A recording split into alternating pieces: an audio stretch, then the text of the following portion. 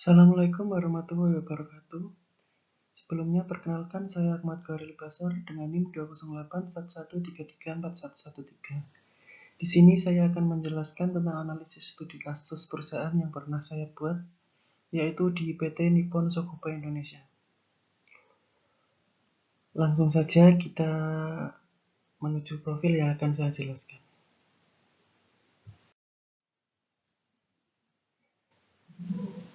PT Nippon Shokubai Indonesia adalah PMA Jepang dan merupakan perusahaan manufaktur pertama di Asia Tenggara yang memproduksi akrilik asid dan akrilik ester, serta merupakan perusahaan manufaktur pertama di Indonesia yang memproduksi super absorbent polymer, yang memulai produksi komersialnya pada tahun 2013.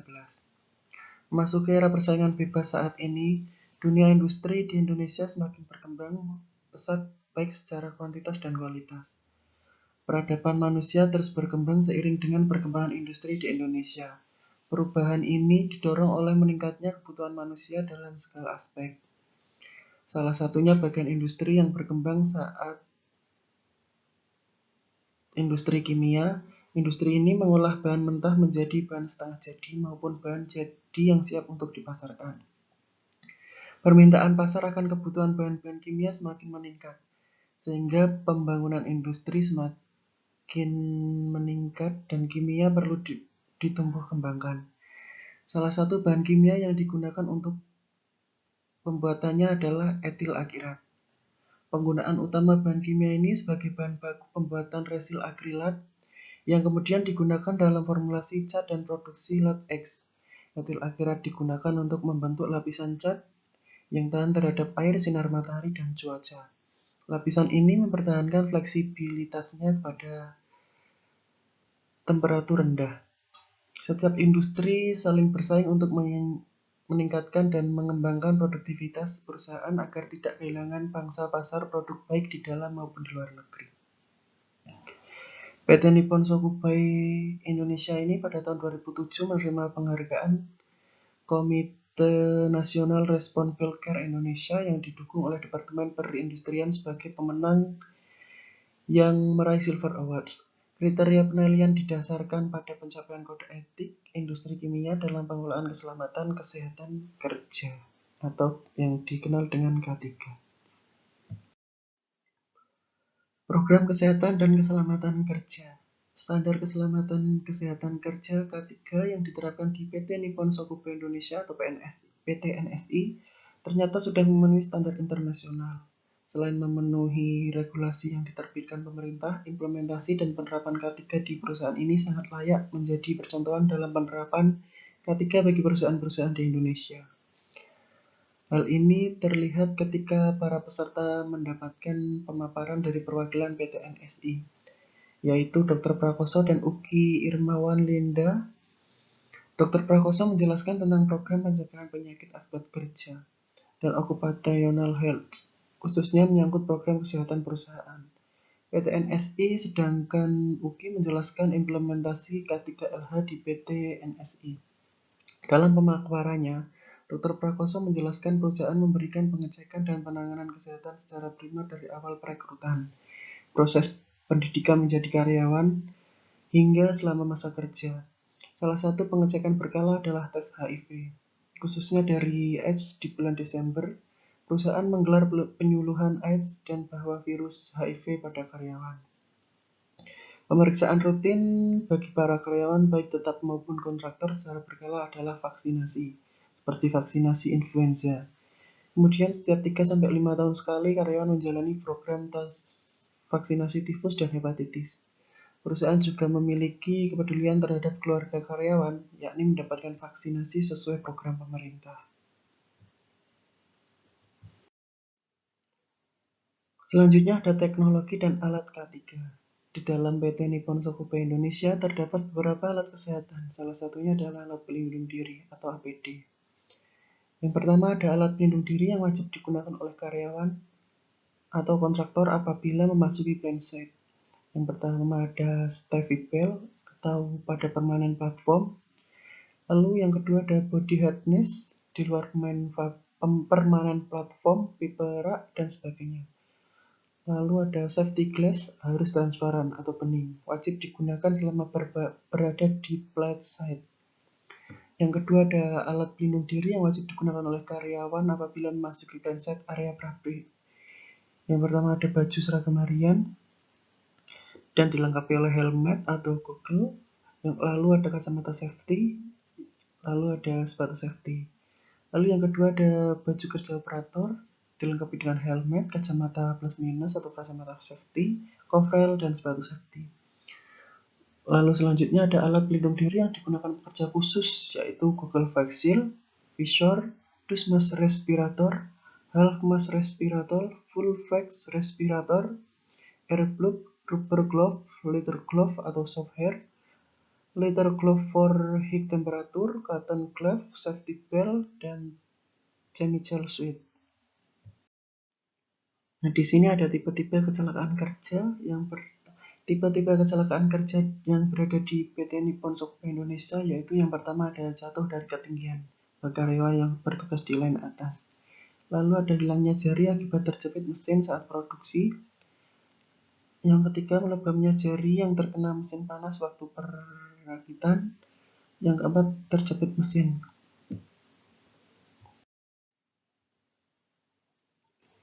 Lalu selanjutnya ada dampak kerugian dan penanggulangan kecelakaan kerja.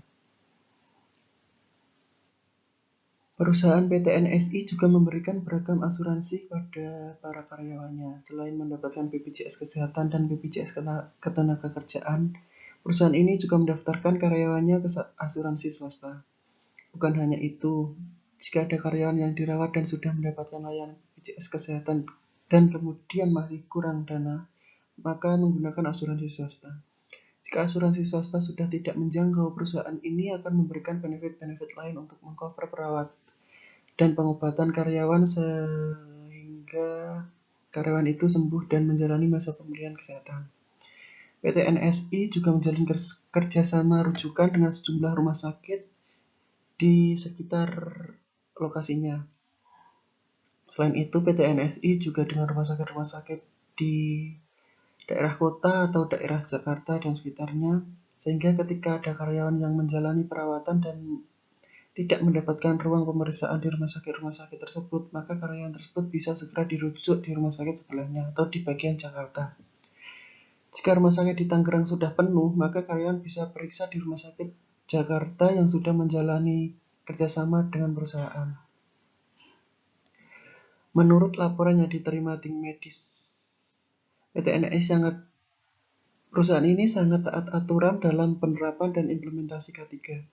Buktinya penerapan dan implementasi K3 merujuk sejumlah peraturan dan yang dikeluarkan pemerintah atau kecukupan pemenuhan peraturan K3.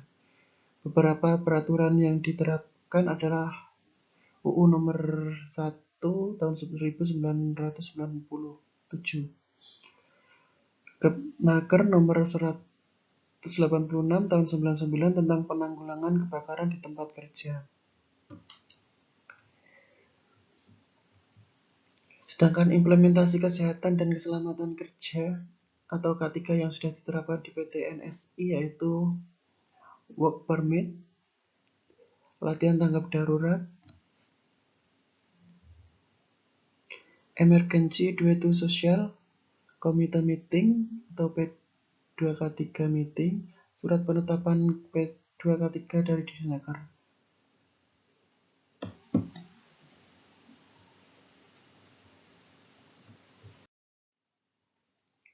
Resiko bahaya fisik dan psikologi. Bahaya fisik dan psikologi bagi karyawan perusahaan ini yang pertama ada melebamnya bagian tubuh yang terkena bagian mesin yang panas. Yang kedua ada hilangnya bagian jari yang terjepit oleh mesin produksi. Yang ketiga ada bengkaknya tulang akibat jatuh dari ketinggian. Lalu yang bagian psikologis adanya rasa trauma bagi pekerja yang usai mendapatkan kecelakaan kerja sehingga pekerja itu lebih memilih resign daripada melanjutkan pekerjaan tersebut. Selanjutnya ada penyakit akibat kerja. Yang pertama ada pneumonitis, yaitu penyakit yang bisa menyebabkan cacat bahkan kematian. Lalu yang kedua ada penyakit dalam akibat terlalu sering menghirup bahan kimia yang dicampurkan di bahan produksi. Selanjutnya ada penyakit yang disebabkan oleh persenyawaan. Itu sama saja seperti yang kedua, penyakit yang diakibatkan akibat kebanyakan menghirup bahan kimia.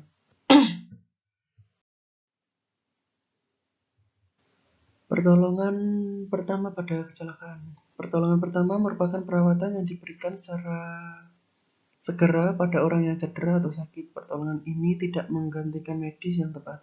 Pertolongan pertama hanya diberikan sebagai bantuan sampai mendapatkan medis yang kompeten. Lalu selanjutnya ada aplikasi K3 perkantoran dan IT. Yang pertama ada konstruksi gedung, kedua ada kualitas udara, kualitas cahaya, display unit dan tata ruang, higienis dan sanitasi, komputer, kursi admin, dan meja admin.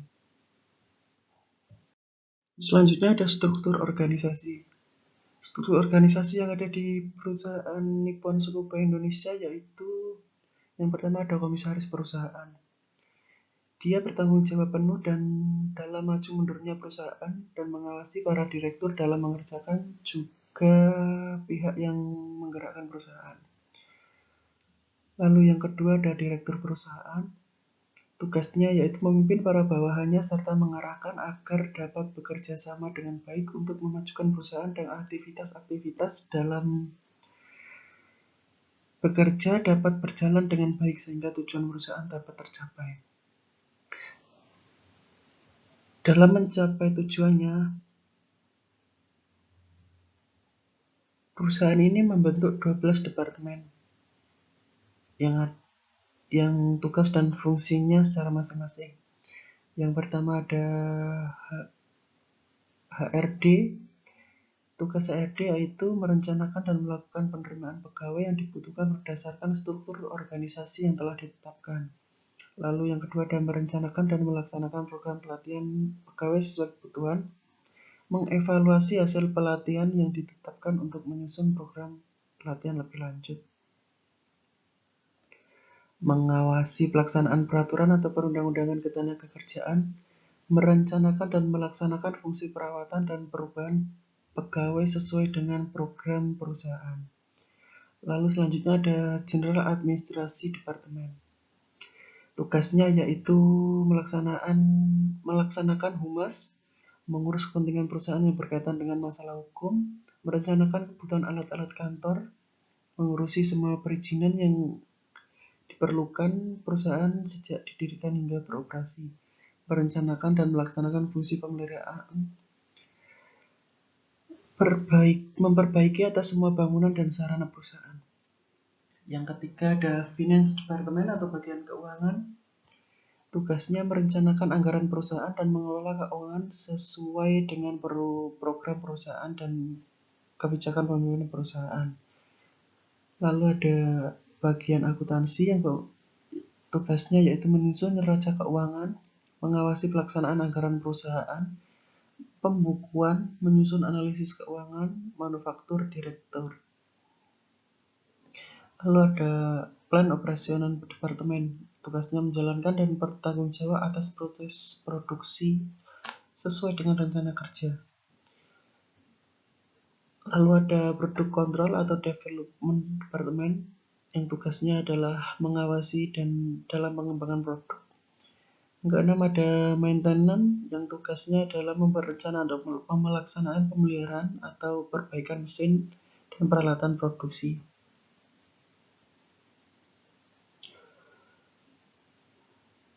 Lalu yang terakhir, selanjutnya ada engineering department, yaitu bagian rekayasa, ada fire and safety, bagian keselamatan, pencegahan, dan penanggulangan bahaya kebakaran.